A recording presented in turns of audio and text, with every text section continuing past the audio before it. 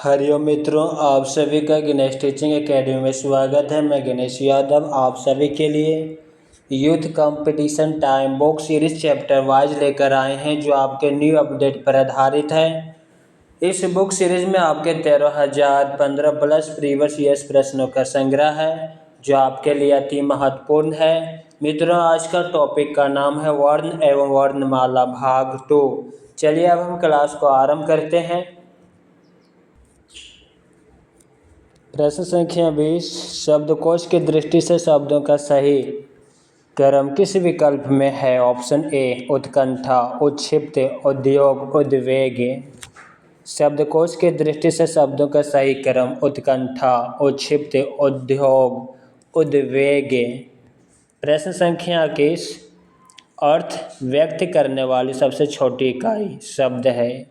अर्थ व्यक्त करने वाली सबसे छोटी इकाई शब्द है। दूसरे शब्दों में कहें तो शब्द भाषा की सबसे छोटी सार्थक इकाई है।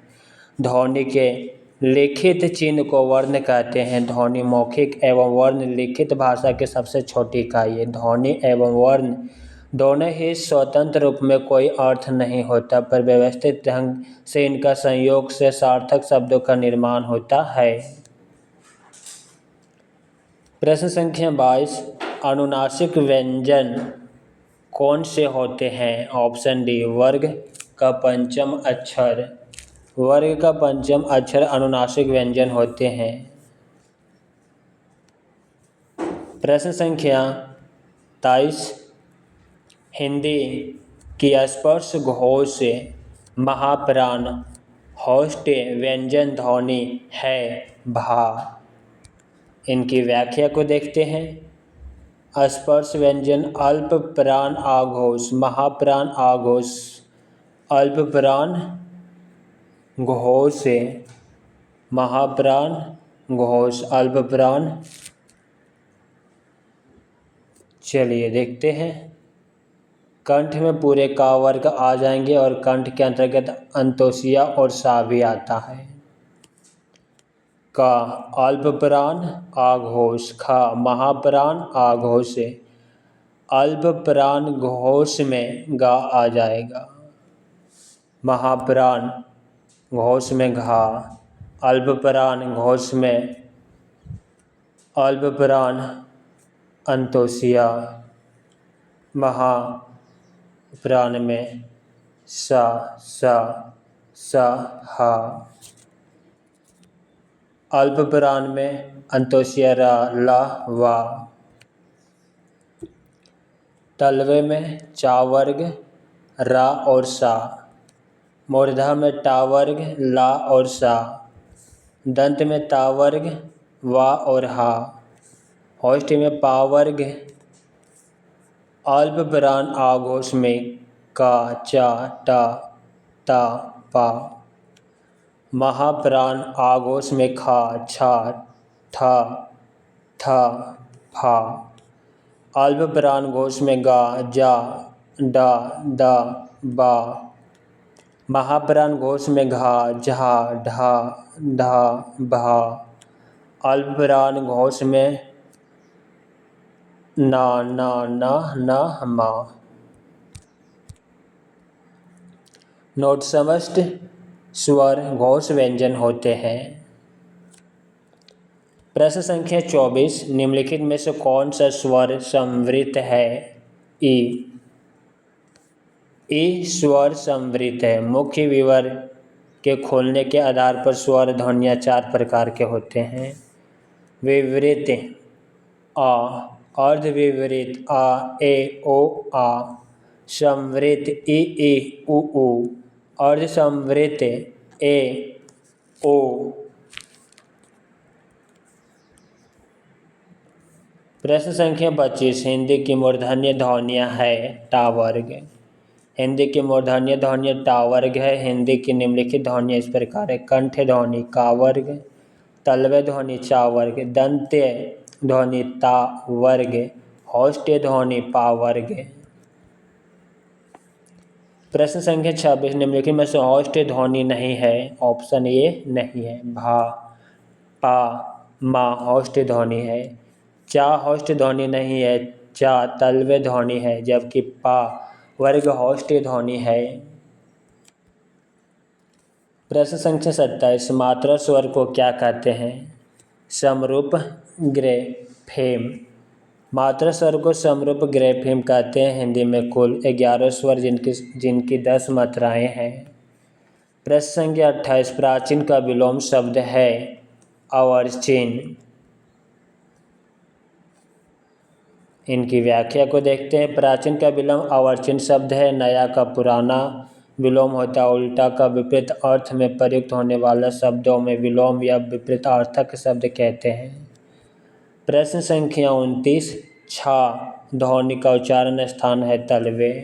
छा ध्वनि का उच्चारण स्थान तलवे है। शेष का विवरण इस प्रकार, दंत में ता वर्ग और ला और सा भी शामिल है। होष्ठ में उ पा वर्ग, तलवे में ई चा वर्ग, अंतोष्य और सा भी शामिल है। वात्स्य में सा रा ला और जा भी शामिल है, बिंदी वाले जा। प्रश्न संख्या 30, निम्नलिखित में से कौन तलवे ध्वनि है? चा। दी गई ध्वनियों में चा तलवे ध्वनि है। ई चा, छा जा झा इया, अंतोष्य सा तलवे ध्वनि है। पा होष्ठ्य, ला दंत्य तथा हा कंठ्य ध्वनि है। प्रश्न संख्या 31, इनमें से कौन पाश्चात्य स्वर है? आ बड़ा या। उच्चारण के जिह्वा के भाग के प्रयोग के आधार पर स्वर के 3 भेद होते हैं। अग्र स्वर ई ए, मध्य स्वर आ, पाश्चात्य स्वर आ उ ओ आ। प्रश्न संख्या 32, इनमें से कौन सी ध्वनि संयुक्त व्यंजन है?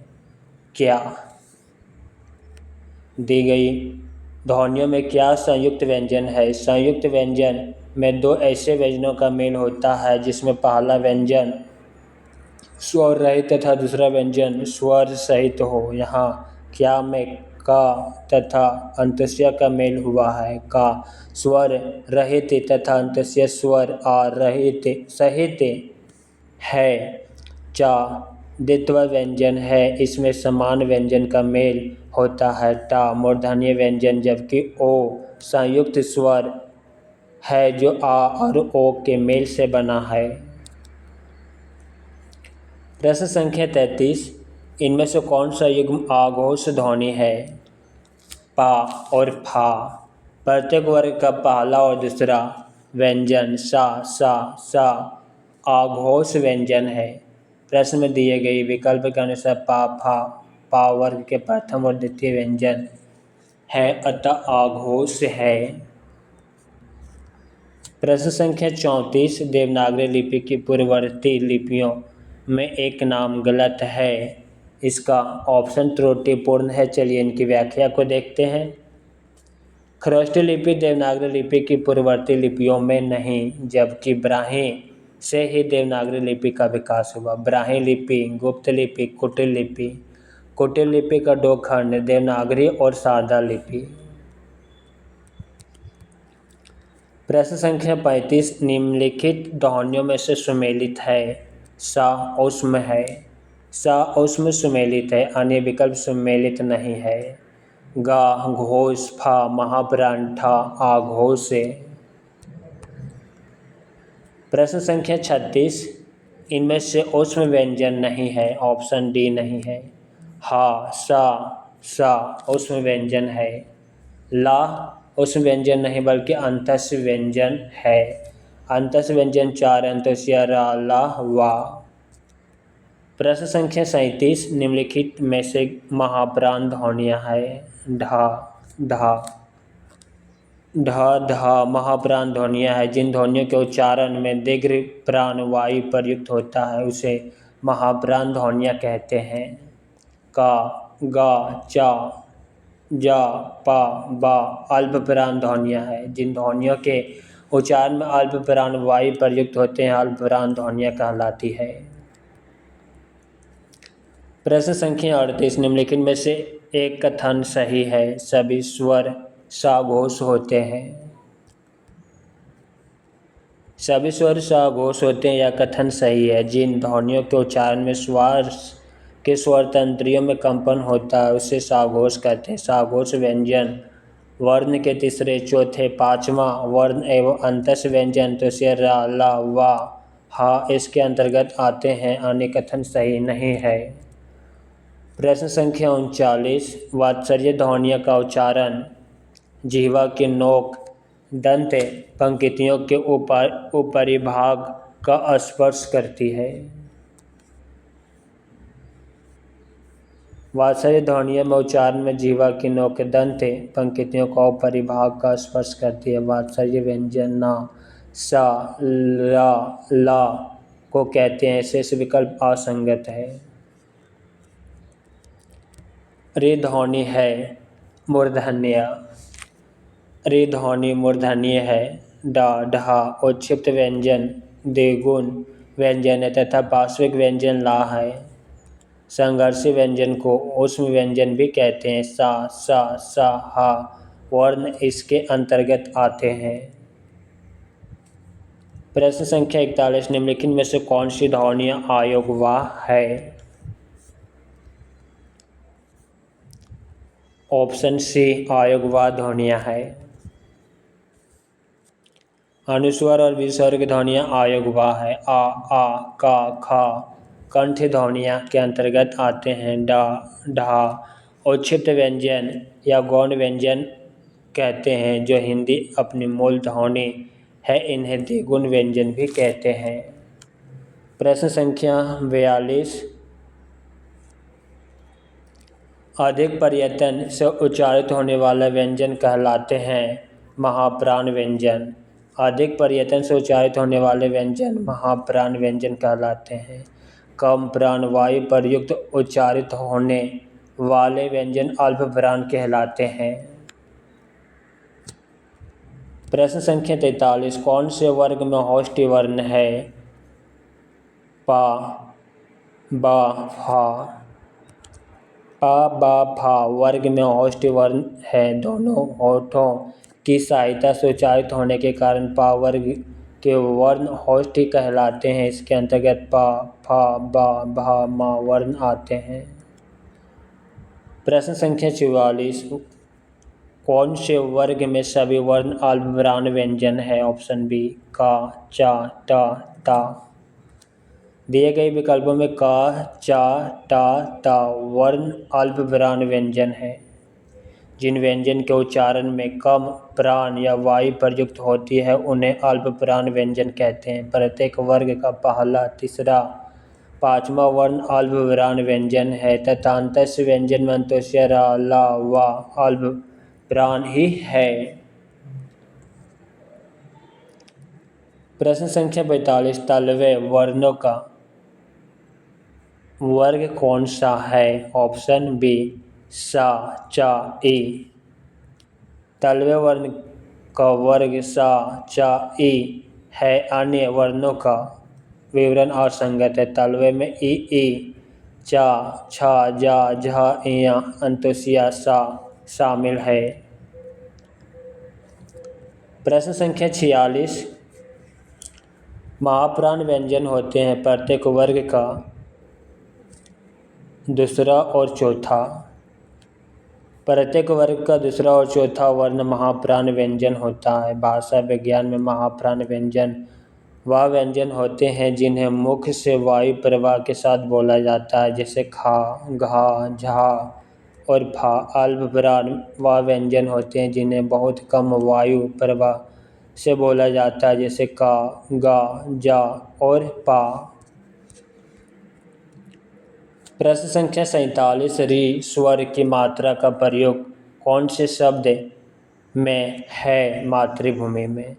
री स्वर का मात्रा का प्रयोग मातृभूमि शब्द में है। री स्वर की मात्रा में प्रयोग से अन्य शब्द कृतम, कृपाण, कृषि, कृतज्ञ, मृग, श्रृंगार, नृप। प्रश्न संख्या 48, कौन से वर्ग में तालव्य वर्ण है? ऑप्शन बी ई, अंत्योदय सा, चा। दिए गए वर्णों में ई अंत्योष्य सा चा वर्ग में तलवे वर्ण है, शेष विकल्प असंगत है। प्रश्न संख्या 49, जिन स्वरों के उच्चारण में जीभ का अगला भाग ऊपर नीचे होता है वे सभी कौन से वर्ग में है? ऑप्शन डी ई ई ए। दिए गए वर्ग में जिन स्वरों के उच्चारण में जीभ का अगला भाग ऊपर नीचे होता है वे सभी ई ई ए वर्ग से हैं। ई ई ए अग्र स्वर हैं। प्रश्न संख्या 50,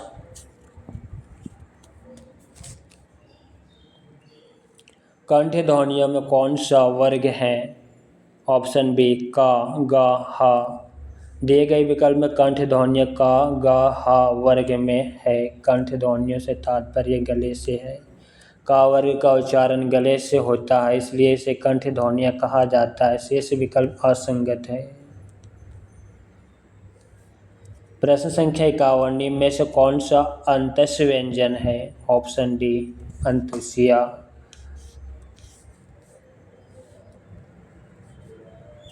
दिए गए विकल्पों में अंत्योष्य अंतस्य व्यंजन है। सा वर्ण का उच्चारण स्थान दंत्य है। पा का उच्चारण वर्ण स्थान होष्ठ्य है तथा ता वर्ण का उच्चारण स्थान दंत्य है। प्रश्न संख्या 52, इस स्वर के उच्चारण में जीभ का कौन सा भाग आवश्यक है? अग्रभाग। इस स्वर के उच्चारण में जीभ का अग्रभाग आवश्यक है, अतः ई को अग्र स्वर भी कहा जाता है। अग्र स्वर में ई ए, मध्य स्वर में आ, पाश्चात्य स्वर में आ, उ, ओ, आ। प्रश्न संख्या 53, निम्नलिखित सूचियों में सुमेलित कीजिए।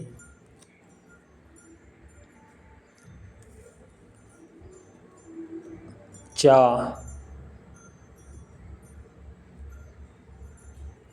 तलवे, वा होष्ठ्य, दा दंत्य, का कोमल तलवे। Option A. सही सुमेलित सूचियाँ इस प्रकार है। चा तलवे, वा होष्ठ्य दंत होष्ठ्य, दा दंत्य, का कोमल तलवे कंठ्य। प्रश्न संख्या 54, पा ध्वनि का उच्चारण स्थान है होष्ठ्य। पा ध्वनि का उच्चारण स्थान होष्ठ्य है। होष्ठ्य ध्वनियाँ उ, पा वर्ग पूरा है।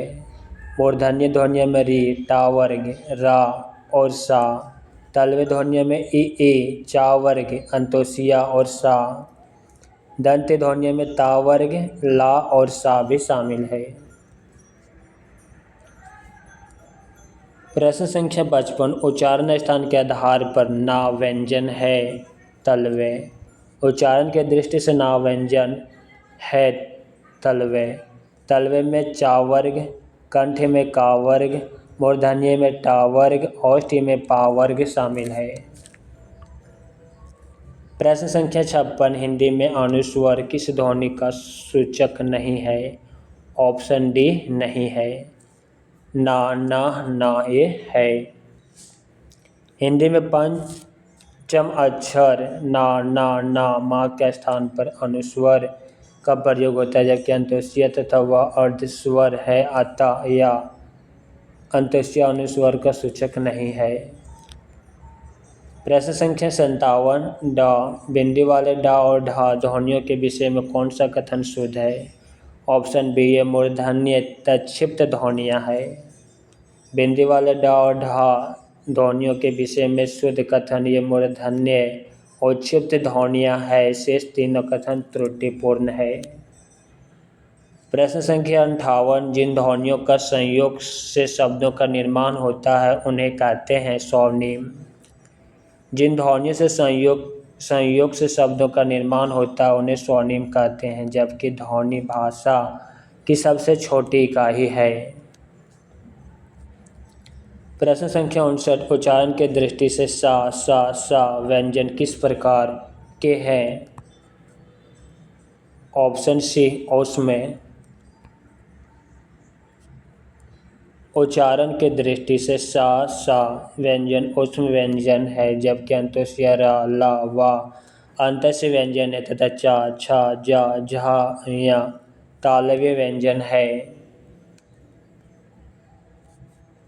प्रश्न संख्या 60 का व्यंजन के विषय में निम्न में से कौन सा सही है? ऑप्शन ए अल्पप्राण, आघोष, स्पर्शी, कंठीय ध्वनि।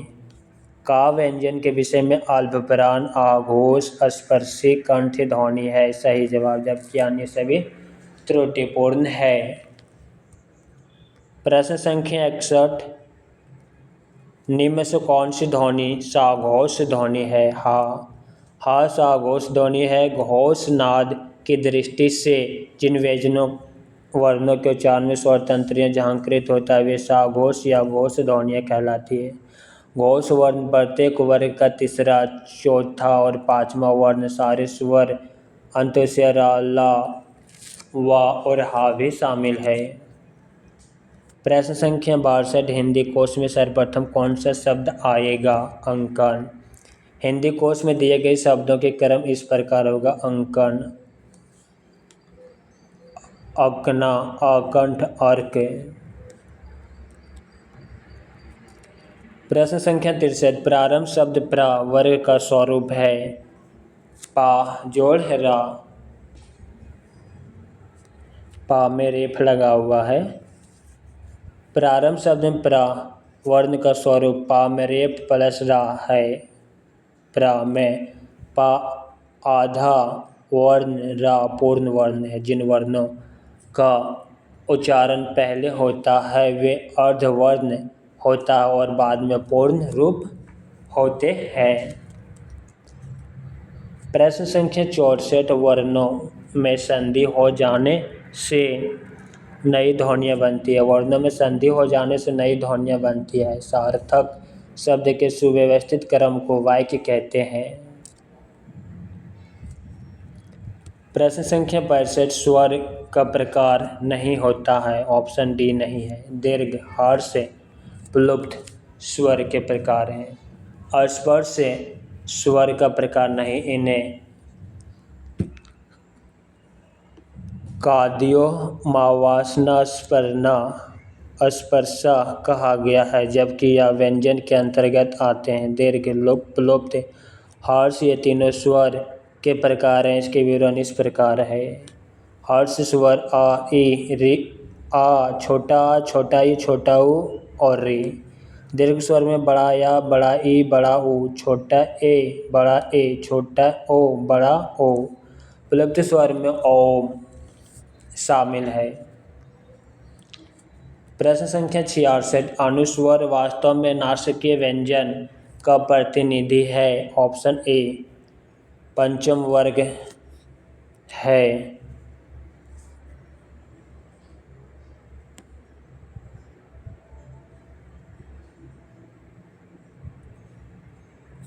ऑप्शन ए होगा ना, ना, ना, ना, मा। यहाँ पे ऑप्शन ए और सी मैच खाता है। आपको ध्यान देना होगा कि सटीक आंसर में नीचे में रेफ लगा हुआ है, कंफ्यूज नहीं कर जाइएगा। अनुस्वर वास्तव में नासिकीय व्यंजन ना, ना, ना, ना, मा का प्रतिनिधित्व करता है। नासिकीय व्यंजन ऐसे व्यंजन होता है जिसे नरम तालु के नीचे लाकर उत्पन्न किया जाए और जिसमें मुंह से वायु निकलने पर अवरोध हो लेकिन नासिक से निकलने की छूट हो। इन्हें पंचम अक्षर भी कहा जाता है। इनके स्थान पर अनुस्वर का प्रयोग सुविधाजनक माना जाता है। प्रश्न संख्या 67 छा संयुक्त व्यंजन का निर्माण किन दो वर्णों के संयोग से हुआ है? का जोड़ सा। हिंदी में 4 संयुक्त व्यंजन है जो इस प्रकार है। छा का उच्चारण में का और सा, त्रा में ता और रा, अज्ञे में जा और ना, श्री में सा और रा। रेफ सभी का फर्स्ट अक्षर पर लगा हुआ है। प्रश्न संख्या 68 निम्नलिखित में से आघोष अल्पप्राण ध्वनि कौन सी है? ऑप्शन डी का और ता। आघोष अल्पविराम ध्वनि का और ता है। दातव्य है कि आघोष व्यंजन के उच्चारण में स्वर तंत्रियों में झंझनाहट नहीं होती। वर्ग के प्रथम एवं द्वितीय व्यंजन आघोष होते हैं, जबकि जा अल्पप्राण घोष, झा महाप्राण घोष तथा ठा महाप्राण आघोष है। प्रश्न संख्या 69। पर्यटन के आधार पर का, खा, गा और घा किस भेद के अंतर्गत आते हैं? ऑप्शन सी स्पर्श व्यंजन। पर्यटन के आधार पर का, खा, गा, घा स्पर्श व्यंजन के अंतर्गत आते हैं। स्पर्श व्यंजन का से मात्रक होते हैं, जिनकी संख्या 25 है। इन्हें वर्गीय व्यंजन भी कहते हैं, जबकि संघर्षी व्यंजन सा, सा, सा, हा, लुंठित व्यंजन के अंतर्गत रा आता है और पार्श्विक व्यंजन के अंतर्गत ला आता है। प्रश्न संख्या 70। पर्यटन के आधार पर व्यंजनों का कौन से भेद हैं? ऑप्शन डी स्पर्श संघर्षी, अस्पर्श संघर्षी, नासिकीय, पार्श्विक, उच्छिप्त, प्रकंपित, संघर्षहीन, सप्रवाह। पर्यटन के आधार पर व्यंजन के भेद निम्न है। स्पर्श संघर्षी, नासिकीय, पार्श्विक, उच्छिप्त, प्रकंपित, संघर्षहीन, सप्रवाह। शेष विकल्प असंगत है।